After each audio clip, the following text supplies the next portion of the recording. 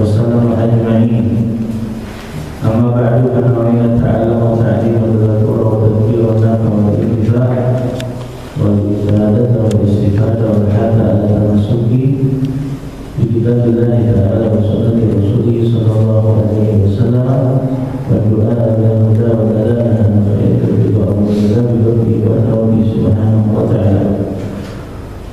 ومن شيخنا من صالحين إن الله يغفر له من بنيته وعمله بعمله وتضرعنا بتضرعه منه وبذلك فالباب 16. Pasal yang kedua apa yang pertama apa yang kedua? Pasal yang pertama waraqaatul faraidi sab'ata asyara raka'atan. Salat fardu itu ada 17 rakaat. Ditambah salat maghrib, ditambah salat isya, subuh, zuhur, asar, itu totalnya berapa? Fiha arba'u wa thalathuna sajadatan. Di dalamnya ada 34 sujud. Wa arba'u wa tis'una takbiratan. Ada 94 takbirah Allahu Akbar, termasuk takbiratul ihram. Ada 94 takbirah, 94 takbir mengucapkan Allahu Akbar. Wa tis'u tasyahudatin. Ada 9 tasyahud, ada 9 tahiyat. Wa asyru taslimatin. Ada 10 salam. Terus kemudian 10 salam karena salamnya ada 2 setiap satu salat. Dan salat ada 5.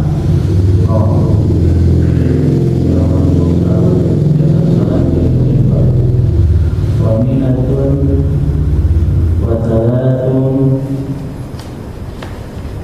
wa khamsuna tasbihah. Watalatu wa khamsuna tasbihah. Wa khamsuna tasbihatin. Ada 153 tasbih. Karena subhanallahil azim wa bihamdihi subhanallahil azim wa bihamdihi subhanallah. Kalau dibaca itu masing-masing 3 kali. Jadi kalau di total sehari semalam kita ada 153 tasbih. Dan jumlah rukun sholat ada 100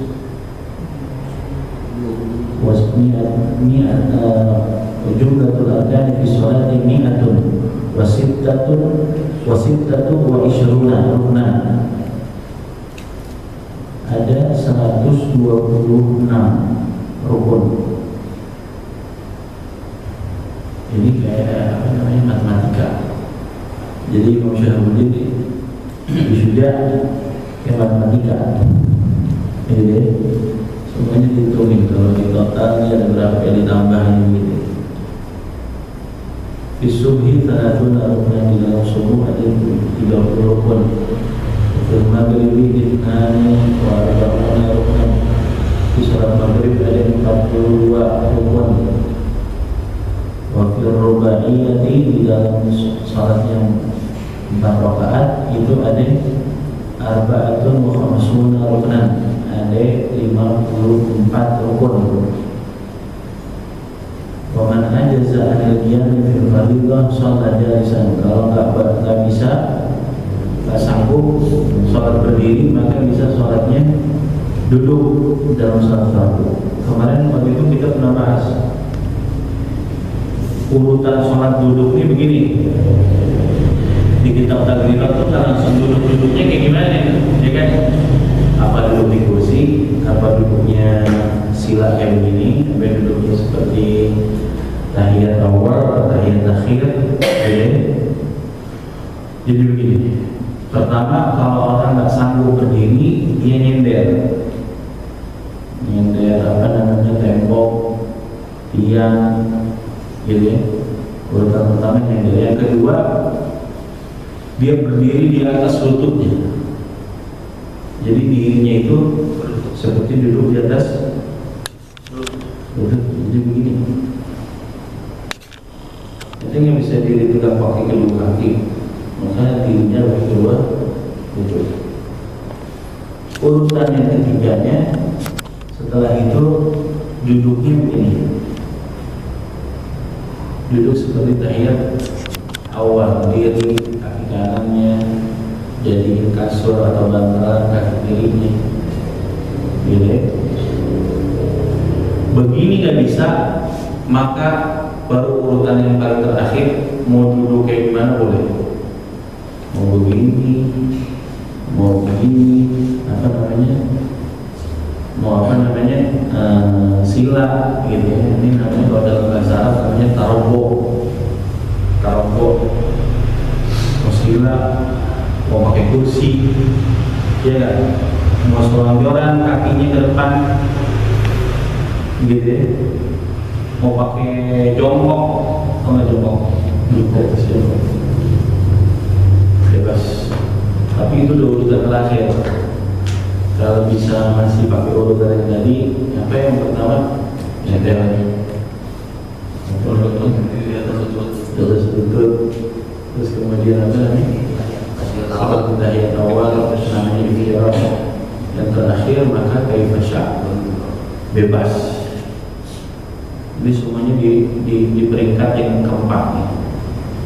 Mau pakai kursi, mau pakai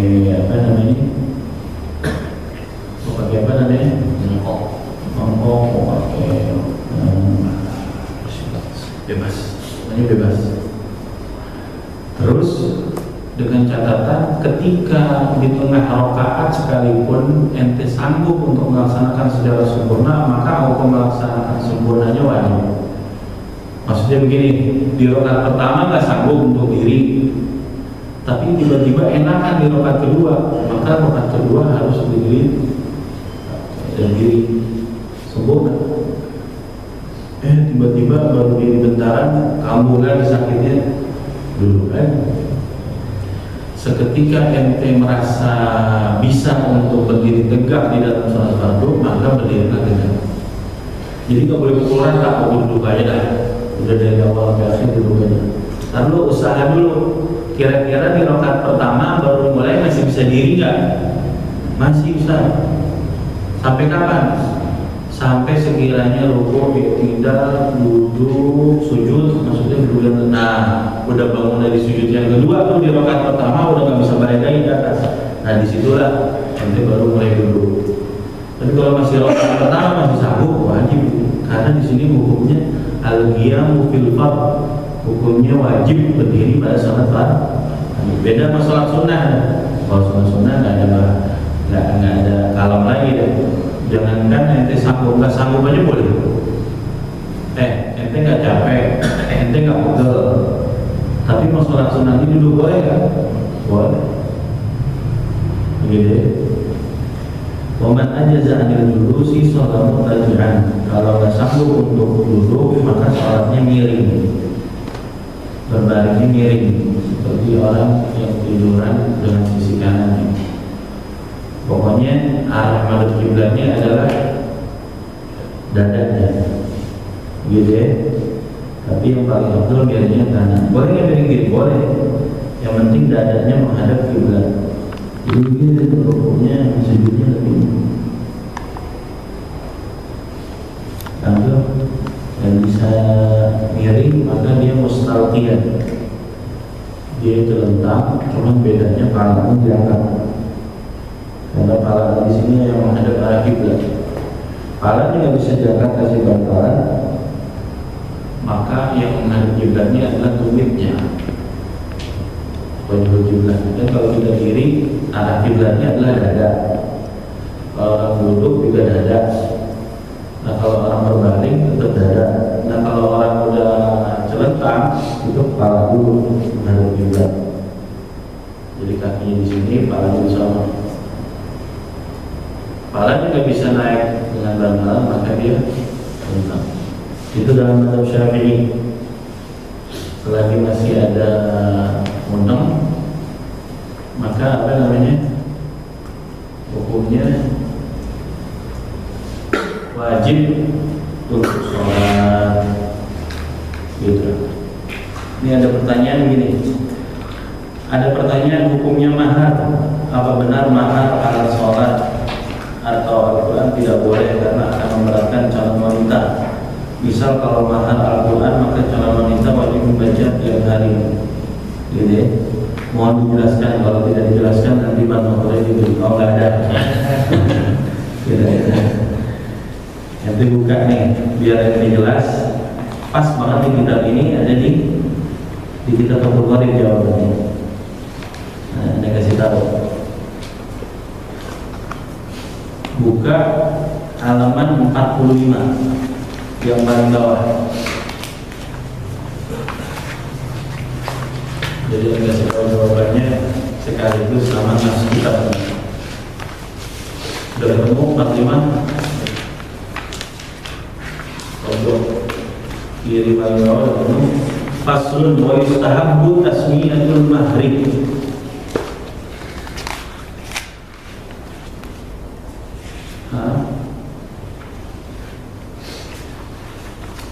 Disunnahkan menyebutkan mahar, tasmiyatul mahri, nikah, pinikah ini. Semua hari pinikah kurang berarti tambah pinikah. Jadi disunahkan menyebutkan mahar di dalam nikah. Kalau rukun nggak wajib. Yang rukun itu cuma 5. Apa? Wali,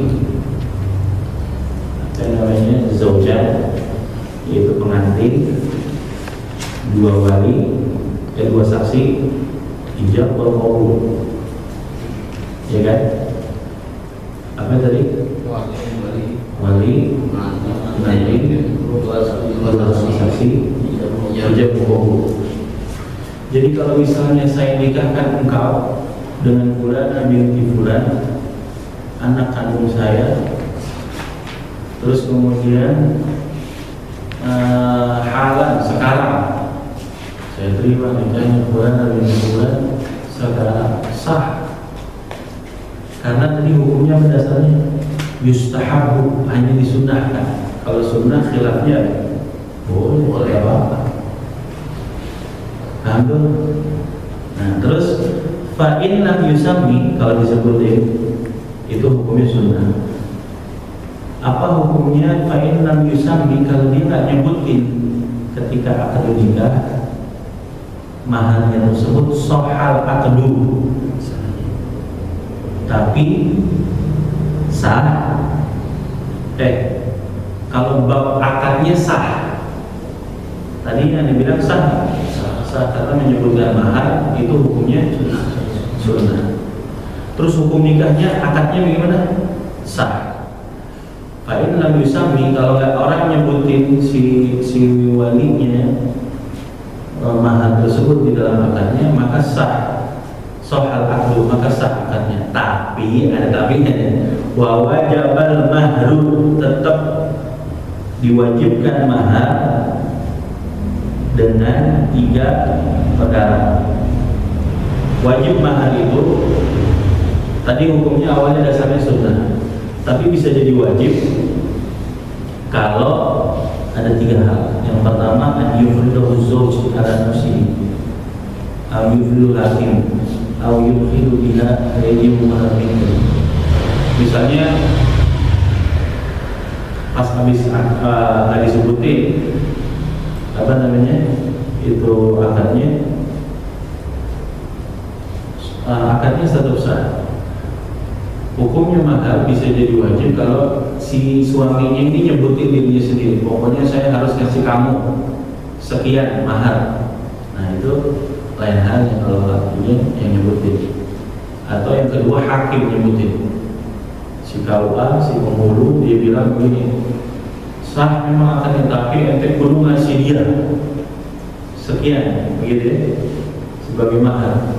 Maka itu juga sebetulnya mahar, walaupun nggak disebutin di dalam akad. Habis akad lakinya ngomong gini, saya wajib ngasih kamu mobil, misalnya gitu. saya wajib kasih kamu 100.000, maka wajib tuh hukumnya mahar. Tapi masalah akadnya sah.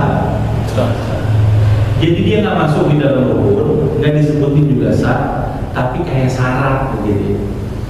Kalau yang menyebutin lakinya sendiri, pengantin lakinya sendiri, atau yang menyebutin si hakim, gitu, itu hukumnya jadi wajib. Yang ketiga, pada saat si lakinya atau si lakinya pada saat udah ini kan udah akad nih ya. Yang ketiga, laki nggak ngomong, hakim juga ngomong, malam itu malam pertama kan, pas masuk maksudnya dukhul malam pertama, maka wajib ngasih maharnya. Nggak ada yang nyebut, si hakim yang nyebut, tapi udah ada tanda udah masuk, kan malam pertama ya. Maka seketika udah masuknya suami istri, maka seketika begitu juga wajibnya mahar, tapi maharnya mahar mithil, mahar pasaran. Pasaran ini adalah diambil daripada ibunya. Waktu ibunya dinikahin oleh ayahnya, itu berapa dikasihnya? Atau umumnya sebaiknya kakaknya dia dulu waktu dinikahin itu berapa? Oh, memang nggak disebutin di mana, sah. Cuma seketika malam itu dukhul, maka malam itu juga wajib mahar mithil. Artinya mahar mithilnya 500 juta. Waduh, ya udah jadinya angsuran kredit. Udah kayak kredit ninja gitu. Jadi intinya kalau bab nyebutin di dalam akad itu tidak wajib, tapi secara di luar itu jadi syarat. Ente nikahin perempuan buat diapain? Buat bisa masuk jadi halal, bener gak? Biar bisa halal untuk masuk, ya bener gak? Tapi walaupun nggak disebutin di akad itu maharnya, seketika masuk, seketika itu juga secara otomatis barakatnya keluar.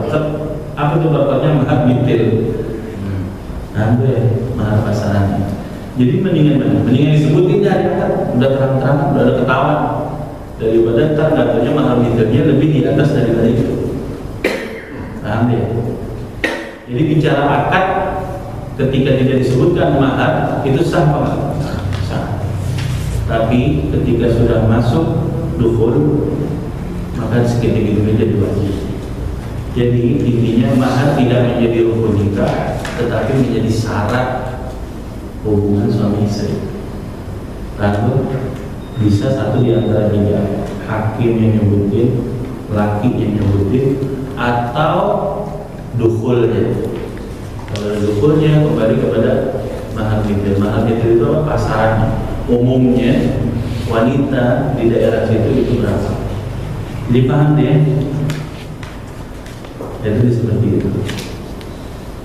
Nah, terus kemudian apa hukumnya dengan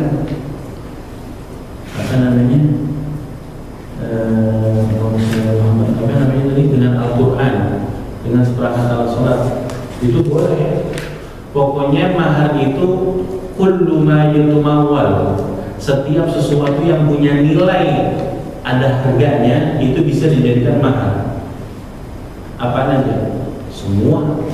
Al-Quran ada nilainya kan? Kalau dirupiahkan ada. Jadi karena ada orang yang jual Al-Quran, karena ada orang yang jual mukena, ada yang jual sarung. Setiap sesuatu barang yang berharga ataupun uang ataupun apapun itu bisa dijadikan mahar. Cuma mahar ini sebenarnya harta bakal di perempuan. Harta bakal perempuan, namanya ente datang meminang dia, apa sih yang dikasih bakal dia biar dia girang gitu. Yang sekiranya di saat dia lagi susah atau di saat dia pengen sesuatu yang lebih, dia bisa bakal manfaatin tuh. Paham gak? Nah sekarang orang dikasih seperangkat alat sholat, emang udah tiap hari dia sholat. Maksudnya apa? sesuatu yang bisa berharga. Nanti sewaktu-waktu kalau di perempuan yang tinggal, dia mau jual, dia bisa dapat manfaat dari penjualan tersebut. Ini kira-kira Al-Quran orang jual sama mukena dijual sama nggak seperti orang jual HP, jual emas? Enggak, begitu ya. Nggak ada dia pas punya duit, betul punya Quran mahal, dia ke toko Quran, mau jual, ya kan itu bisa, gitu ya. Cuman akhirnya jadi simbol, begitu ya, seolah-olah janji suci, begitu ya. Nah, akhirnya, wah biar keren disebutinnya pada saat akad adalah dengan seperangkat alat sholat dan juga kitab suci Al-Quran, biar supaya kelihatan Islami. Padahal sebenarnya dia kagak haji juga, dia kagak sholat juga tuh pakai mukena itu, begitu ya. Ini sebenarnya kesian juga nih perempuan. Maksud dari mahar itu nggak ada jadi. Paham tuh? Jadi orang yang dikasih Quran sama orang yang dikasih seperangkat alat sholat, yang emang dia tiap harinya girang bisa baca Quran dengan itu, dan emang bakalan jadikan dia taklim khusus antara laki dengan si perempuan itu. Lalu jadi lebih afdalnya adalah ente kasih berupa barang yang berharga. Disebutin dalam Al-Quran kalimatnya hani amari'a, sifatnya sodak, sifatnya mahar yang dikasih oleh laki kepada perempuan itu yang membuat dia itu tenang, girang. Apanya? Emas, apaannya? Duit, gitu. Bahkan dulu waktu pas tafsir kalimat hani amari'a sama Habib Umar dikasih tahu begini, ini duit mahar itu adalah duit yang paling berkah, makanya kalau bisa paling banyak. Nah, kenapa paling berkah? Ente tahu kan, harta yang paling berkah itu bisa menyembuhkan segala macam penyakit. Harta yang paling berkah itu manfaatnya buat dirinya sendiri itu luar biasa. Akhirnya menggabungkan antara duit mahar sama yang kedua fihi syifa'ul linnas, itu ada sifat maju di dalam Al-Quran disebutin di dalam perut bayi itu menghasilkan madu itu mengandung syifa'ul linnas, bisa menyembuhkan manusia. Terus kemudian yang ketiga turunnya air hujan. Air hujan ini adalah harta yang paling halal 100% yang Allah turunkan ada di muka bumi. Kecuali kalau udah lewat alam, kalau udah lewat alam bisa jadi asbesnya belinya dari syubhat. Jadi yang langsung dari langit, nggak pakai nemplok sama alam rumah ente, itu air hujan itu tuh yang benar-benar berkah karena benar-benar kadar halalnya 100%. Gabungkan antara tiga ini. Apa? Duitnya itu dibeliin madu, madunya tersebut dicampur sama air hujan yang langsung, terus kemudian sesudah dicampur ini disimpan buat ente, suami dan anak. Kalau ada yang sakit minumin pakai ini, itu insya Allah jadi harta yang paling berkah dan sembuh. Lalu buat cuma keluarga yang doang, anak yang doang, sama ente suaminya, sama dia. Karena ini harta yang paling berkah. Lalu itu dia sampai sebut itu masalah mahar. Dan memang sebenarnya seorang laki-laki tanggung jawab untuk mengajarkan ilmu agama kepada istrinya, walaupun maharnya bukan Al-Quran, walaupun maharnya bukan mukena, tetap ngajarin taklim Al-Quran mah wajib hukum. Kalau ente nggak bisa taklim sendiri, ajakin arahin dia untuk hadir di majelis ilmu yang sekiranya dia bisa mendapat ilmu agama. Tapi lebih berat lagi kalau yang disebutin itu di situ begitu, beban lagi, paham nggak? Beban lagi. Jadi lebih afdalnya nggak usah disebutin lah, mendingan jadi bagian daripada bawaan hadiah. Tapi yang disebutin ini benar-benar yang dia kira berupa harta perhiasan, logam mulia atau uang langsung sekali, yang sekiranya benar-benar kalau dijual dia bisa dapat manfaat itu. Nah, Allahu a'lam. Itu dia masalah mahar.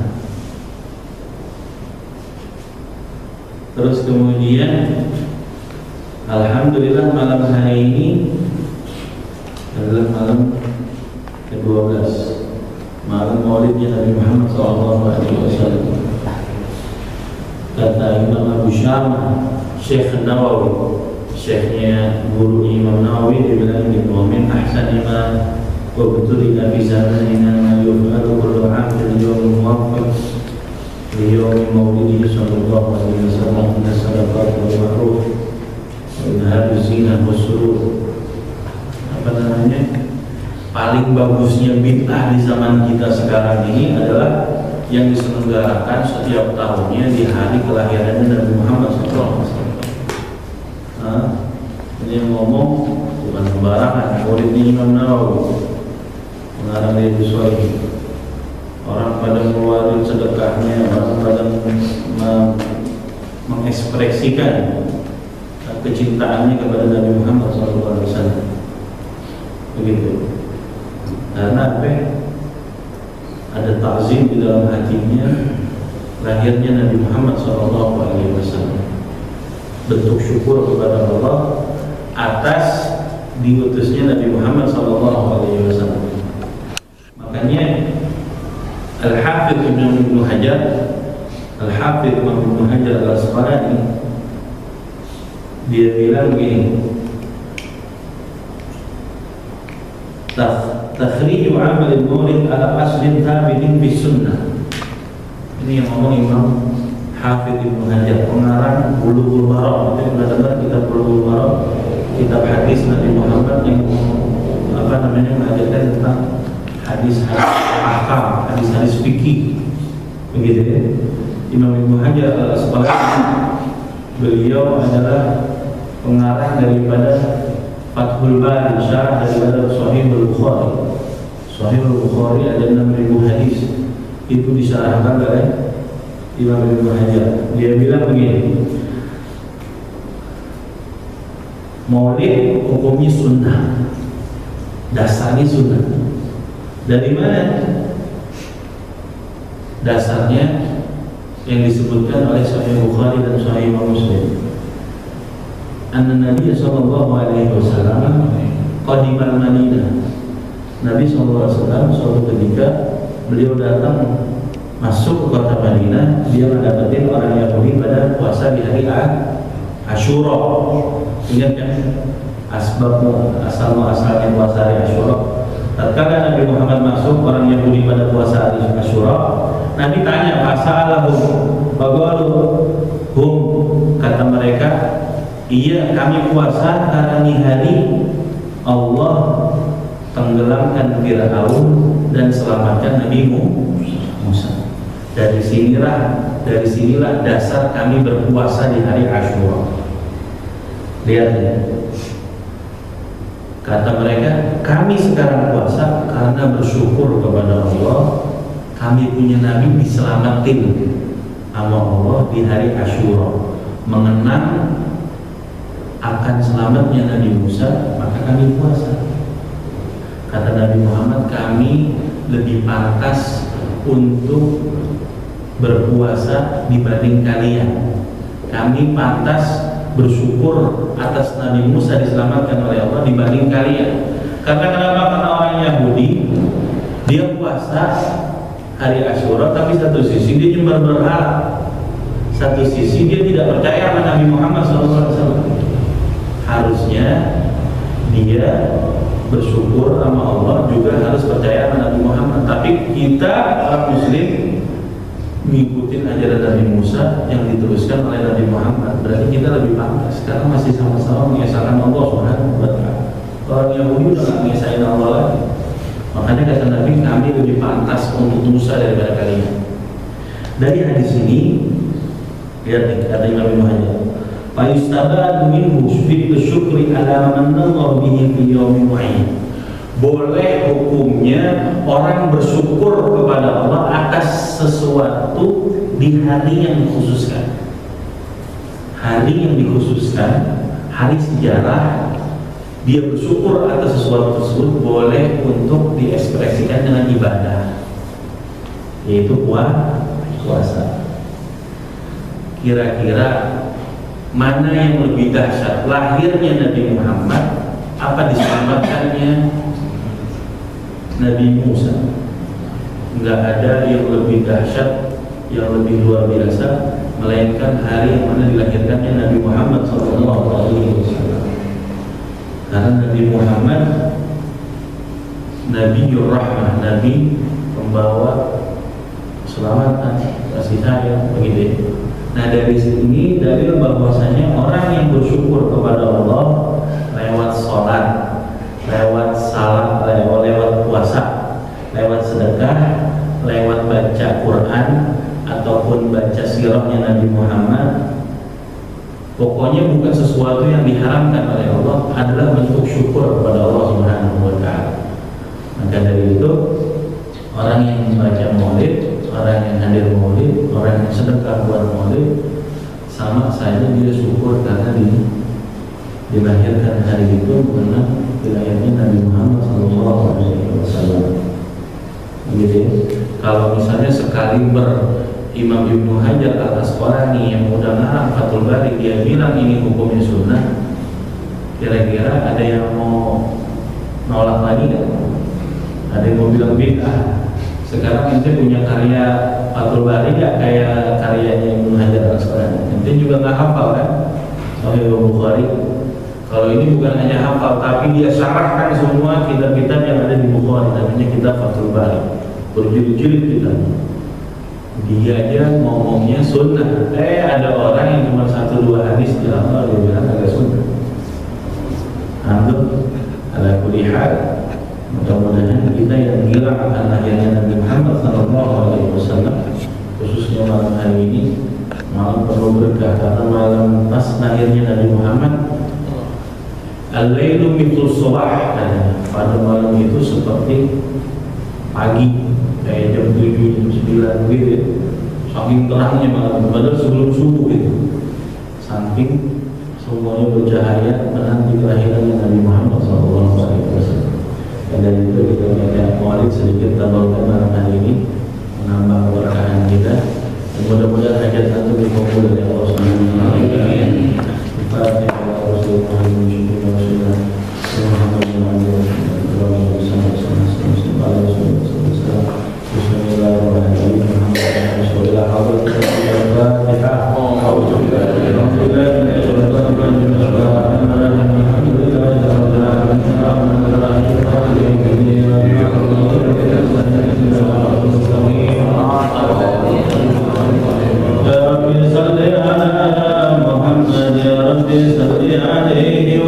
Yeah.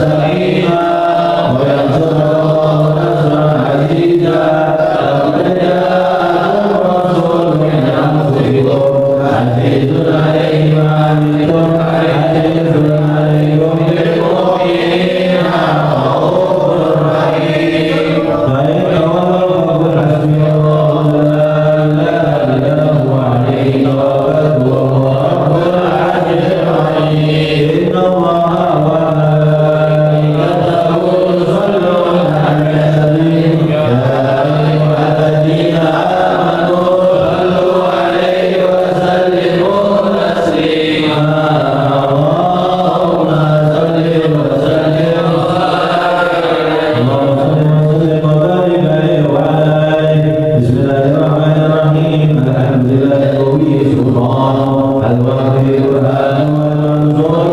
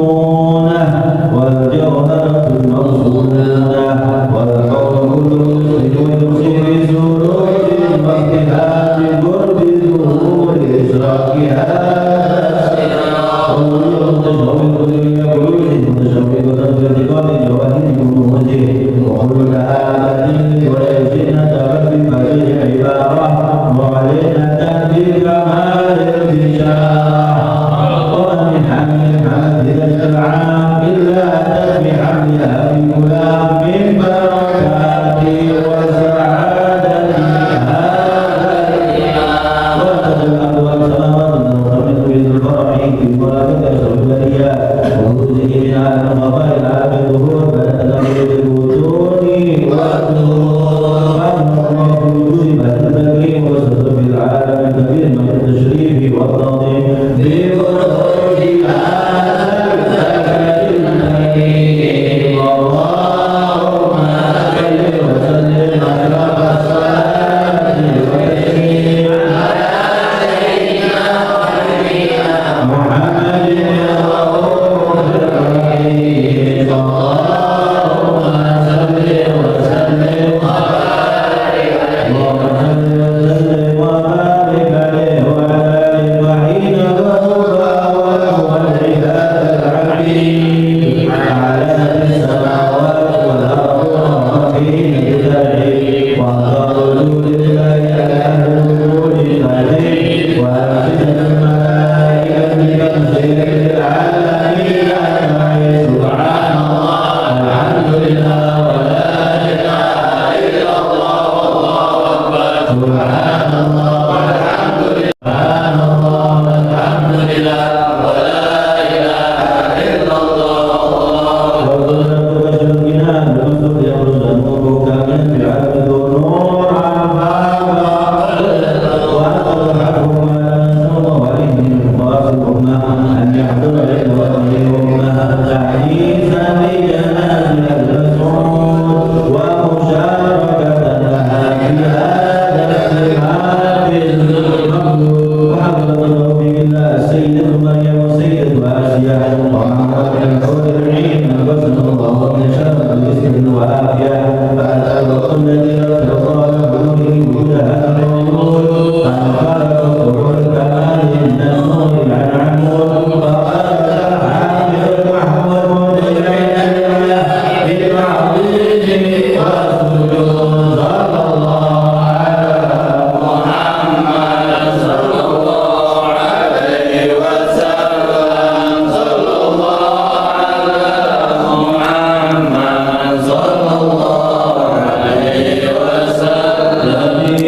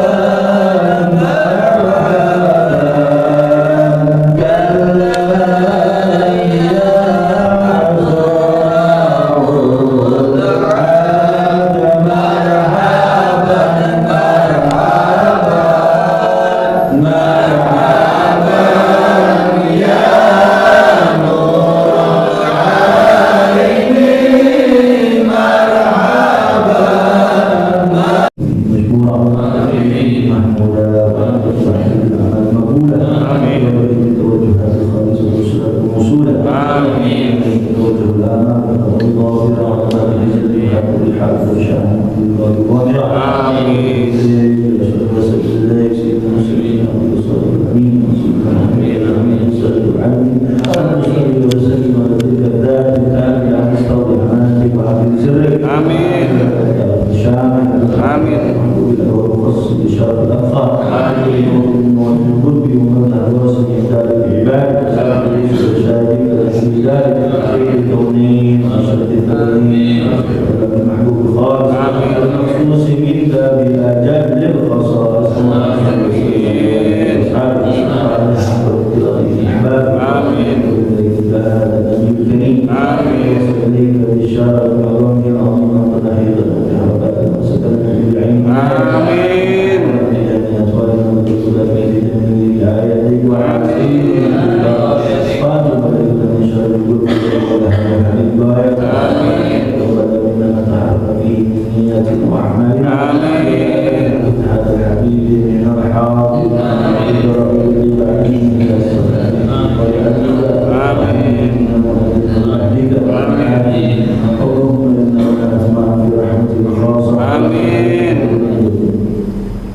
وسيلتنا إليك ولقد خيرنا آمين ورسولك وما جاء به الدين إليك مستشفعين أن يقابل المذنب منا بالغفرى والمسيء بالإحسان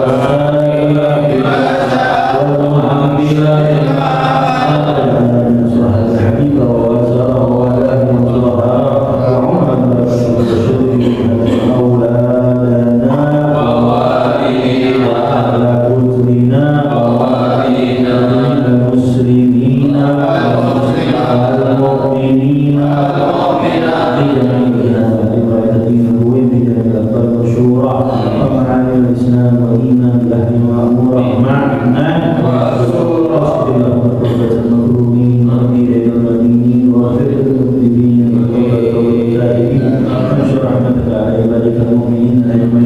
واكفي شر المعتدين والظالمين ورسل العدل والحق بجميع النواحي والأرض ويؤمن ورسولنا المعاندين والمنافقين والكفر واجعلنا يا رب في الحزب الحصين لجميع البلايا والحزب المكين من الذنوب والخطايا من العمل بطاعتك وصدق بخدمتك غائبين وإذا توفيتنا فتوفنا مسلمين مؤمنين واختم لنا منك بخير وصلى وسلم على الحبيب محبوب الأجسام والأرواح والقلوب وعلى آله وصحبه ومن إليه منصور وآخر دعوانا أن الحمد لله رب العالمين. إن الله وملائكته يصلون على النبي يا أيها الذين آمنوا صلوا عليه وسلموا تسليما. الصلاة والسلام عليك يا سيد المرسلين.